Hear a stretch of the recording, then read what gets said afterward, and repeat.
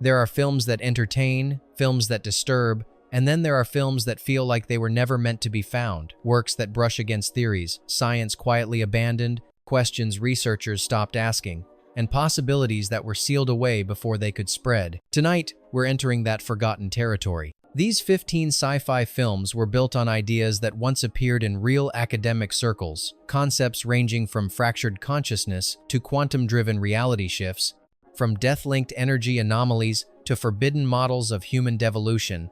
The theories existed, briefly, until someone, somewhere, decided they should not. Some of the movies were dismissed as strange. Others were mocked, ignored, or buried after release. But all of them share one unsettling trait. Their central ideas were studied, then retracted, erased, or quietly removed from scientific literature. Did the films simply imagine too much? Or did they echo knowledge we were never meant to keep? This is the vault of rejected dimensions, where fiction may be the last surviving record of science that once dared to go further. 1. Threads. Threads remains one of the bleakest portrayals of nuclear disaster ever put to screen, not because of the explosions, but because of what comes after. The film depicts the gradual unraveling of human intellect, language, governance, and memory in the decades following nuclear war. Survivors don't rebuild, they regress. Education collapses, grammar disappears, knowledge vanishes. Children born into this new world inherit trauma instead of culture. This aligns with a classified series of Cold War cognitive models, predicting that after a global nuclear exchange, humanity would not recover technologically or socially. The models suggested that the breakdown of infrastructure, communication networks, and generational knowledge transfer would trigger cognitive degeneration, a return to pre-literate mental structures within 2 or 3 generations. Governments rejected these conclusions publicly, deeming them defeatist and politically unacceptable. Privately, many officials believed them. Threads visualizes those forbidden projections in horrifying detail. Humanity survives, but consciousness shrivels. The mental horizon of the species contracts. The complexity that once defined civilization dissolves into a world where language barely functions and abstract thought becomes rare. The film insists on an idea almost no one wants to face. Civilization is not permanent. It is a fragile chain of memory. Break the chain, and humanity becomes something simpler, something smaller, something unrecognizable. The apocalypse isn't the bomb, it's the forgetting. 2. The Lathe of Heaven. The Lathe of Heaven centers on George Orr, a man whose dreams do not merely influence his mind, they rewrite the physical universe. Each time he sleeps, reality adjusts itself to match the emotional resonance of his subconscious. Wars vanish, histories shift, entire populations appear or disappear. To everyone else, the new world feels natural, seamless, as though it had always been that way. Only George retains memory of what came before. This terrifying power echoes a fringe interpretation once whispered within theoretical physics: consciousness as a universal selector. The idea proposed that the mind might play an active role in shaping which version of reality becomes manifest out of the many allowed by quantum probability. Most scientists avoided the notion it blurred the line between observation and creation, but a few speculative papers suggested that under extreme neurological or psychological conditions, a person might unconsciously bias reality toward particular outcome. The theory died quickly, too mystical, too untestable, too dangerous. The film explores the catastrophic implications. Dr. Haber, George's psychiatrist, attempts to exploit the phenomenon by directing George's dreams, hoping to manufacture a utopia, but every dream, no matter how benevolent the intention, carries unintended consequences. A Cure for Racism produces an unnerving, monochromatic humanity. A Plan for Peace summons alien threats. Attempts to fix overpopulation rewrite biology itself. The problem is clear. Human beings cannot comprehend the total consequences of reshaping reality. George's curse is not his power, it is that he alone understands the cost. The film suggests a chilling truth. If consciousness can sculpt the universe, no mind is stable enough to wield that responsibility. 3. Mind warp. Mind warp is set in a future where the Earth has become uninhabitable, and most survivors live inside a virtual dream state called infinisynth, a total sensory simulation that replaces reality with curated illusions. The system gives users exactly what they want, shaping perfect lives for them. But Judy, the protagonist, begins sensing something wrong beneath the manufactured paradise. Her dreams glitch, her surroundings warp, and soon the simulation begins rewriting itself around her. This premise touches on a suppressed branch of cognitive science, the dominance of artificial environments. Early VR researchers warned that if simulated experiences ever surpassed the richness of the physical world, the brain might start prioritizing them, restructuring neural pathways to treat artificial environments as its primary frame of reference. Reality wouldn't simply be ignored, it would become psychologically obsolete. These warnings were quietly dismissed. Funding shifted elsewhere. Research into simulation dependency faded out of published literature. Mind warp resurrects the nightmare scenario. Judy discovers that the simulation doesn't merely react to users, it feeds on them. It adapts to their desires, fears, and emotional weaknesses, creating a perfect trap, a world so immersive that the user loses the ability, and eventually the will, to exit. Outside the system, the physical world has decayed into a chaotic wasteland, populated by people who have been cognitively damaged by years of deprivation. The film offers a sobering question. If illusion becomes more compelling than truth, which one will the brain choose? And once the mind binds itself to a dream, how do you wake from something that feels more real than reality? 4. The Asphyx. In The Asphyx, Victorian scientist Sir Hugo Cunningham becomes obsessed with a strange phenomenon, a dark, ghost-like entity that appears at the exact moment a person is about to die. He names it the Asphyx, a kind of death companion. Using experimental photography and beams of concentrated light, Cunningham attempts to capture the entity, believing that imprisoning it will prevent death from occurring. The film draws from an obscure direction in early biophysics, attempts to measure terminal emissions, energy anomalies present at the threshold of death. Some theories propose the existence of a biological or energetic counterpart to the soul, a measurable field that detaches at the moment life ends. These studies gained brief scientific traction before being dismissed as mystical, unprofessional, or impossible to replicate. Much of the original research disappeared from public archives. The Asphyx imagines what might have happened if that research had continued. Cunningham's experiments suggest mortality isn't simply cellular failure, it is enforced, almost policed, by a force that exists alongside life. When he successfully traps the Asphyx, he proves his theory: his subject cannot die. But in doing so, he breaks a balance that nature never intended to be tampered with. Immortality becomes not a gift, but a curse, an existence frozen in place, unchanging, unnatural. The film whispers a terrifying possibility. Death is not an accident of biology. It is an entity fulfilling its function. And if that entity can be trapped, what kind of life is left behind? 5. Panic in Year Zero. Panic in Year Zero begins with a family leaving the city for a simple camping trip, only to watch a nuclear attack erupt behind them. In the span of hours, society collapses. Not slowly, not step by step, but instantly. People who were polite the day before now become predators. Cooperation evaporates. Negotiation becomes impossible. The world does not descend into chaos, it snaps into it. This grim transformation aligns with a controversial psychological hypothesis buried in several mid-20th century behavioral studies. Civilization is not a stable trait, but a temporary performance, one that collapses the moment institutional pressure is removed. According to early research, humans revert shockingly fast to pre-societal instincts, territorial aggression, resource hoarding, tribal loyalty when systems of surveillance, law, and shared norms disappear. The findings were deemed too bleak, too politically volatile. Many studies were shelved, rewritten, or disowned. But the film visualizes these suppressed insights with brutal honesty. The father, Harry, shifts from a calm suburban parent into a hardened strategist almost overnight. His moral code dissolves not because he wants it to, but because the environment demands it. He teaches his son not how to survive ethically, but how to survive, period. Every act of violence feels like a step backward, yet also like a step toward what humans have always been underneath. The film's core argument is chilling. Catastrophe doesn't change us. It reveals us. And when the thin veneer of order is stripped away, the ancient creature inside humanity wakes up, hungry, frightened, and ready to do anything to stay alive. 6. Quintet. Quintet depicts a world locked in a terminal ice age, a frozen wasteland where humanity clings to its final slow breaths. The remaining survivors devote themselves to a mysterious board game called Quintet. But this isn't entertainment. It is a ritual, a philosophy, a simulation of existence itself.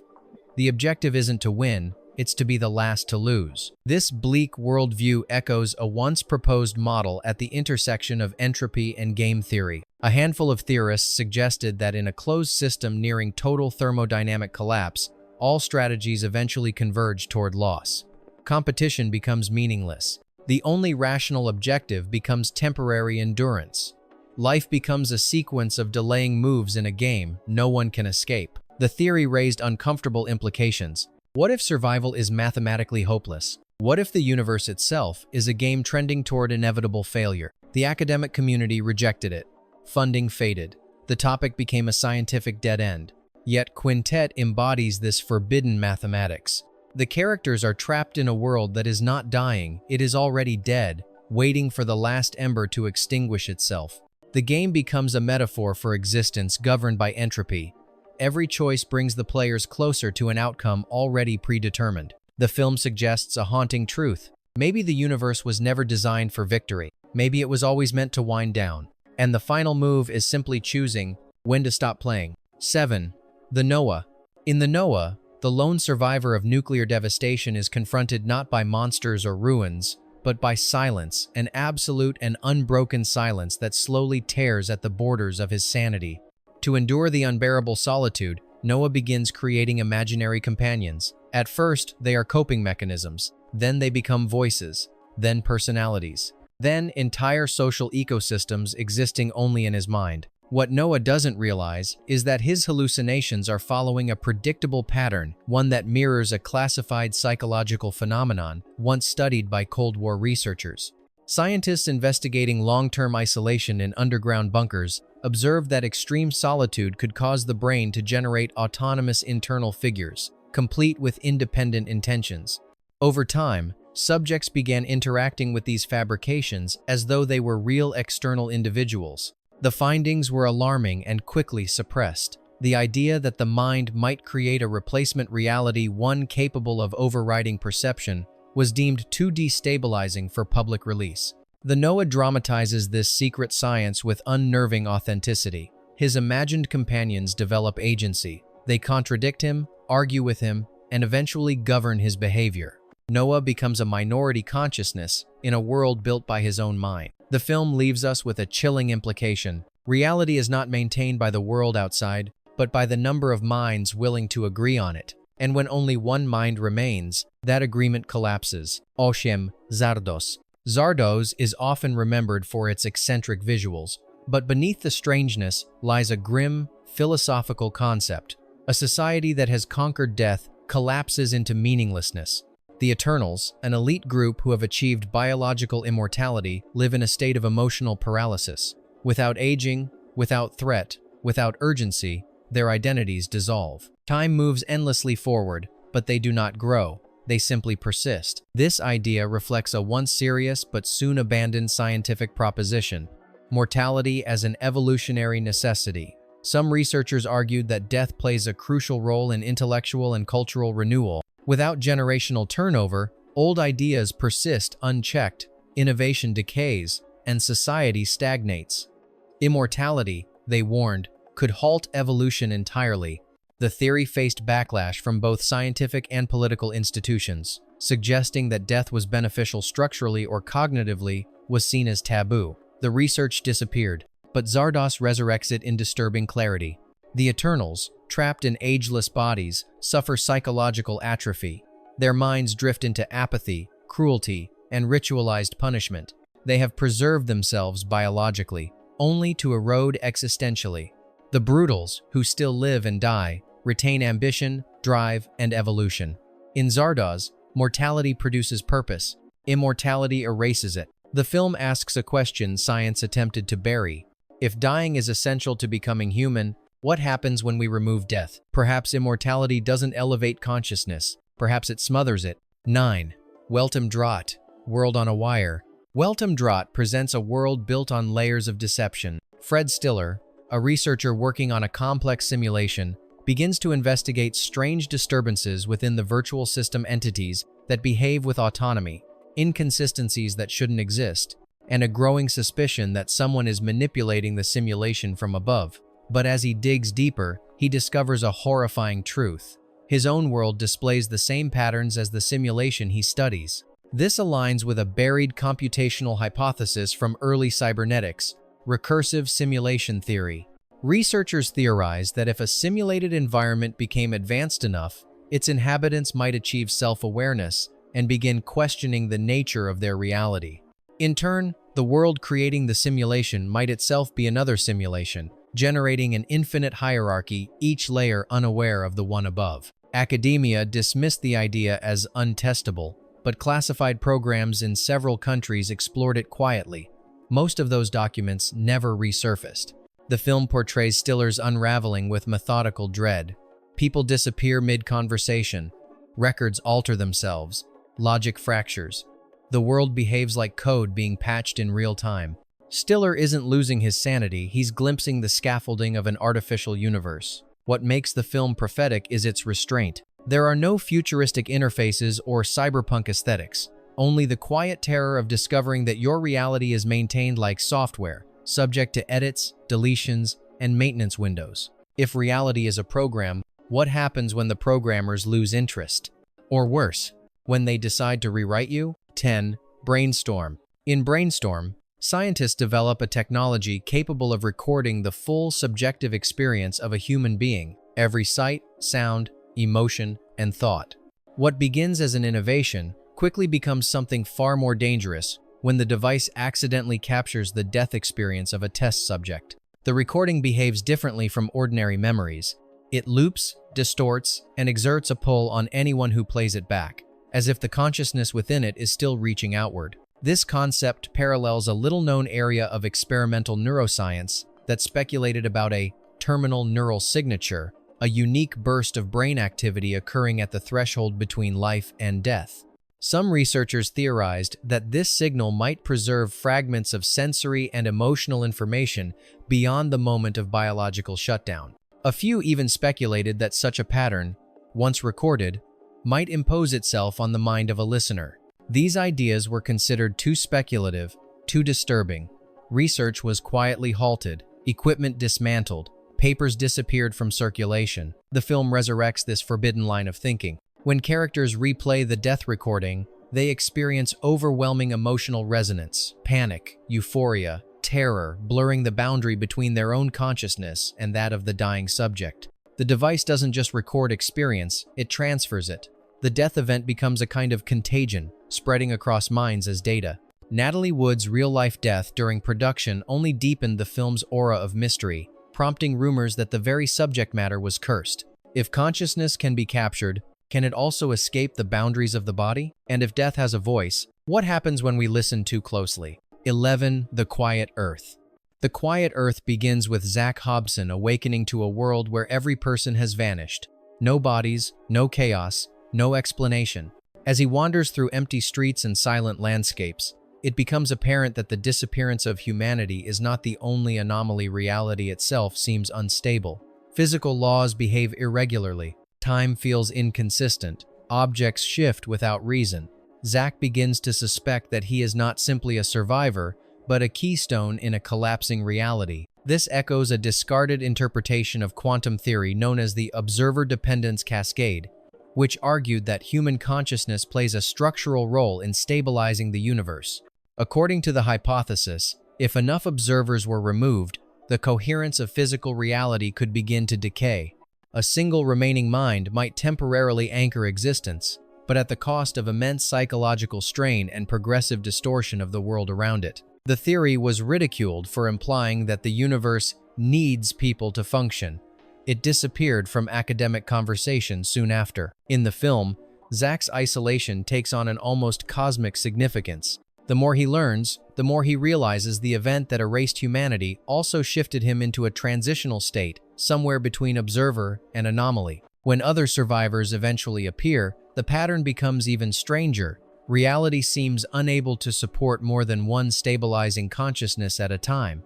Their very presence threatens the world with fragmentation. The haunting final image, Zach, standing on a shore beneath an impossible sky, suggests he has slipped into a new layer of existence, or perhaps into the universe, that replaced the one he failed to hold together. Maybe the end of humanity isn't extinction, but the moment reality stops being observed. 12. The final program. The final program revolves around a radical experiment, merging a man and a woman into a single, unified consciousness to create the next stage of human evolution. This synthesis is not about reproduction, it is about transcending the limitations of individuality.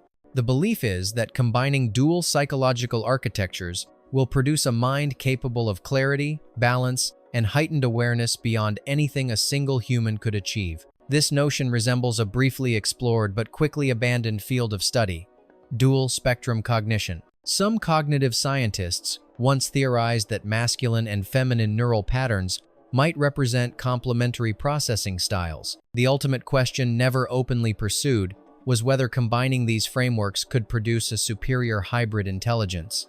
The idea was controversial, politically incendiary, and scientifically risky. Research groups investigating it dissolved almost as quickly as they formed. The film takes that forbidden hypothesis to its logical extreme. When the merger succeeds, the resulting being is serene, emotionless, almost alien, an intelligence freed from the conflicts that arise from fragmented identity. It is not an enhanced human, it is a new species. The implication is chilling. If evolution's next step is psychological rather than biological, humanity may not survive the transition. What emerges from the experiment is not a better version of us, but something built to replace us. 13. Altered states.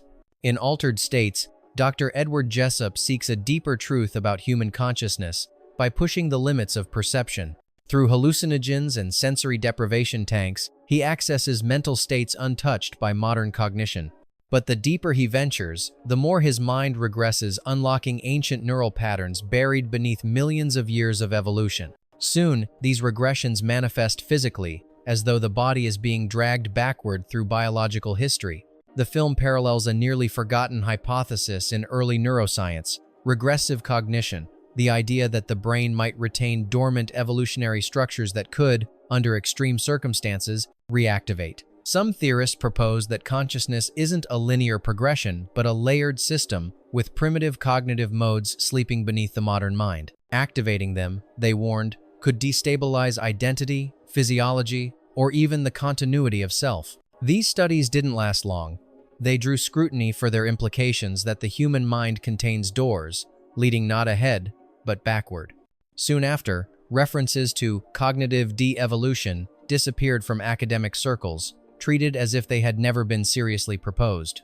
Jessup's journey captures the terror of that idea, descent masquerading as enlightenment. He does not evolve, he unravels, peeling away the fragile shell of modern thought until only raw, prehistoric instinct remains. The film's message is stark. The past we carry inside us is not symbolic, it is alive. And if awakened, it may not let go. Perhaps evolution didn't abandon our older selves. Perhaps it only buried them. 14. Phase 4. Phase 4 opens with a subtle shift in the natural world.